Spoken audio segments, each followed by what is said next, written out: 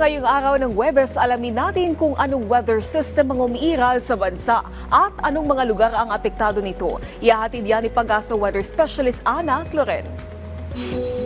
Magandang tanghali po sa ating lahat. Update po tayo sa magiging lagay na ating panahon na kung saan Intertropical Convergence Zone o ICVZ na naka-apekto sa may southern portion ng Mindanao. Ito po ay magdudulot na makakalat-kalat ang mga pagulan, mga pagkidlat at pagkulog, lalo na sa may Zamboanga Peninsula, Davao Occidental, Sarangani, South Cotabato, Sultan Kudarat, Basilan, Sulu, Tawi-Tawi at Palawan. Samantalang dito sa ating sa Metro Manila, pati na rin sa ibang bahagi pa ng ating kapuluan ay mananatiling maaliwalas po yung panahon, pero mamayang hapon hanggang mamayang gabi asahan po natin yung mga panandali ang buhos ng pag-ulan dala ng mga localized thunderstorm.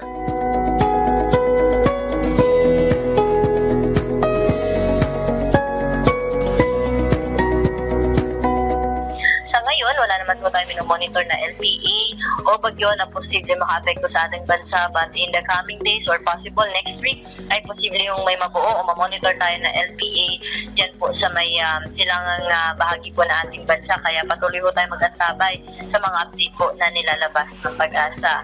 But over the weekend, nakikita po natin na magpapatuloy naman yung ating maliwalas na panahon, hindi lang dito sa Metro Manila, pati na rin sa ibang bahagi po na ating bansa. At kung mga pag-ulan man, mga isolated cases lamang po ito, lalo na sa hapon at sa gabi. At para po sa ating dam update,